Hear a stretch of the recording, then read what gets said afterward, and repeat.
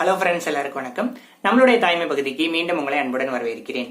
கர்ப்ப காலம் அப்படிங்கிறது ஒரு பெண் தன்னோட வாழ்க்கையில ரொம்ப ஹாப்பியா இருக்கக்கூடிய ஒரு விஷயம்.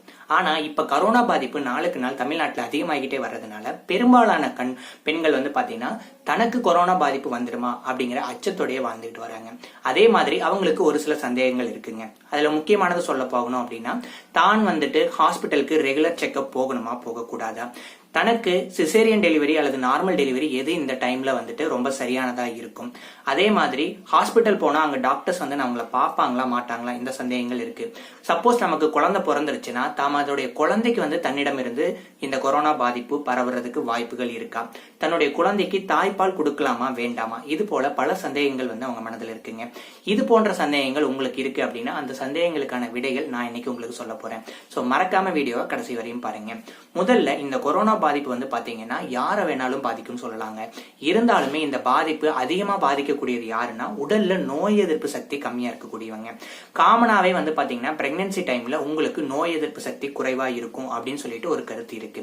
ஆனா இதுவரையிலும் இந்த கொரோனா பாதிப்பு மாசமா இருக்கிறவங்க, அதாவது கர்ப்பமா இருக்கிறவங்களுக்கு அதிகமா வரும் அப்படின்னு எந்த விதமான அறிவிப்பும் இதுவரையிலும் WHO அல்லது வேற எந்த ஒரு கவர்மெண்ட்ல இருந்தும் உங்களுக்கு சொல்லப்படல.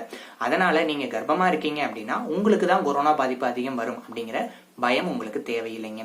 ரெண்டாவது விஷயம் பாத்தீங்கன்னா, இதற்கு முன்னாடி ஏற்பட்ட சார்ஸ் அண்ட் மெர்ஸ் இந்த மாதிரியான அவுட் பிரேக்ஸோடும் சரி, ஃப்ளூ வைரஸ் அப்படிங்கக்கூடிய காய்ச்சலும் சரி, கர்ப்ப காலத்துல வரும்போது அதற்கு அவங்களுடைய பாதிப்பு அதிகமா இருக்குன்னு தான் சொல்லியிருக்காங்க. சோ காமனா ஃபார் எக்ஸாம்பிள் 2 பேர் எடுத்துக்கிறோம். ஒரு சாதாரண பெண்மணி எடுத்துக்கிறோம், இன்னொரு பெண்மணி கர்ப்பமா இருக்காங்க. இவங்க 2 பேருக்கும் ஒரே நேரத்துல இந்த ஃப்ளூ அல்லது சார்ஸ் வைரஸ் வந்திருக்கு அப்படிங்கிற பட்சத்துல கர்ப்பமா இருந்தவங்களுக்கு பாதிப்பு சிறிது அவங்களை கம்பேர் பண்ணும்போது அதிகமா இருந்துச்சுன்னு சொல்றாங்க. சோ கண்டிப்பா உங்களுக்கு கொரோனா பாதிப்பு வராம பாத்துக்க வேண்டியது உங்களுடைய கட்டாய கடமையா இருக்குங்க. அதற்கு பெரிய அளவுல நீங்க எதுவும் பண்ண தேவையில்லை. நமது WHO சொன்ன மாதிரியே சோசியல் டிஸ்டன்சிங் சொல்லக்கூடிய சமூக இடைவெளியை கட்டாயம் கடைபிடிங்க. அடிக்கடி கைகளை கழுவுதல் மூலமாகவும் முடிஞ்ச வரையிலும் தேவையற்ற பயணங்களை தவிர்ப்பது, வீட்டிலேயே தங்கியிருப்பது, இது போன்ற காமனான விஷயங்களை கண்டினியூ பண்ணாவே உங்களுக்கு இந்த பாதிப்பு வராம தடுத்துடலாம்.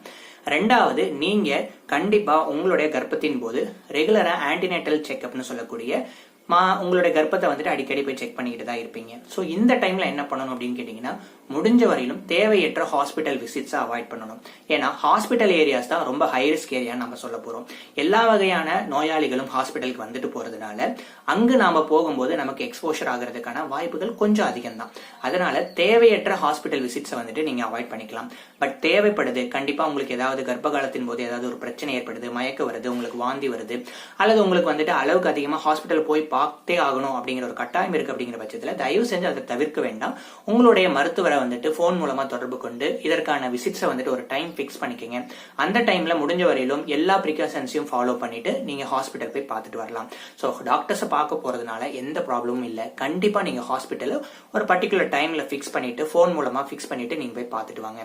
சோ டாக்டரை பார்க்க போறதுனால எந்த ப்ராப்ளமும் உங்களுக்கு வரப்போறது இல்லை. அடுத்தது, உங்களுடைய குழந்தைக்கு ஏதாவது பாதிப்பு ஏற்படுமா அப்படின்னு கேட்டீங்கன்னா கட்டாயம் கிடையாதுங்க. இதுவரையிலும் கொரோனா பாதிப்பு ஏற்பட்ட ஒரு 30 பெண்மணிகளுக்கு பாத்தீங்கன்னா சைனால டெலிவரி ஆயிருக்கு.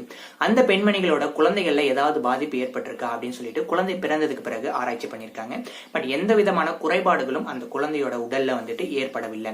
சோ 30 பேருக்கு தான் நம்ம இந்த வரை செக் பண்ணிருக்கிறதுனால நம்ம இதை உறுதியா சொல்ல முடியாது.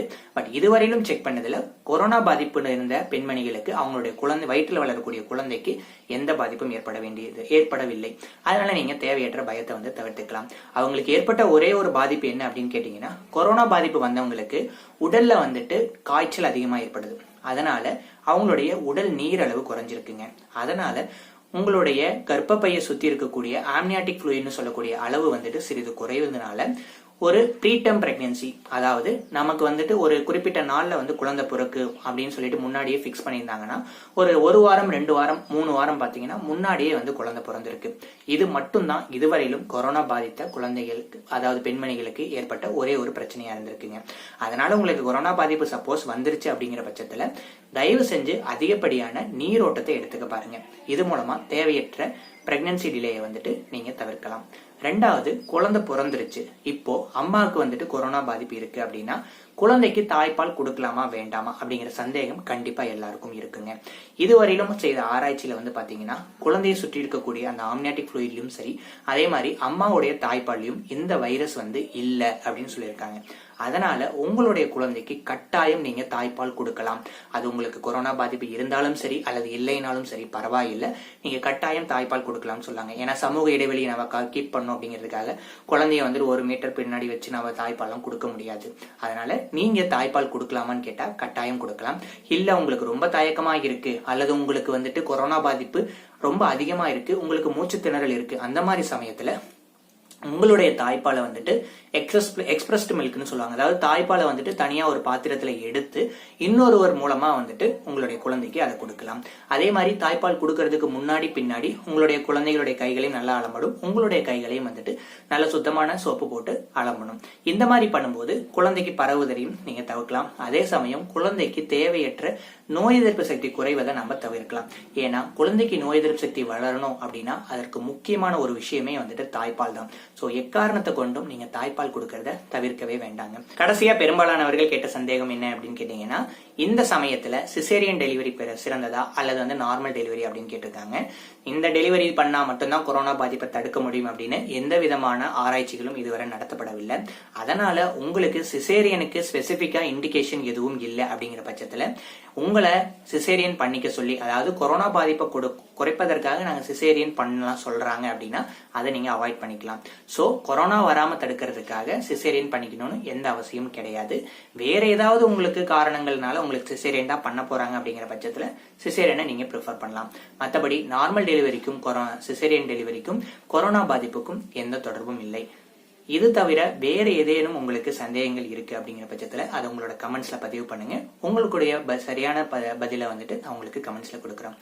மீண்டும் ஒரு நல்ல தகவலுடன் உங்களை சந்திக்கிறேன். நன்றி, வணக்கம்.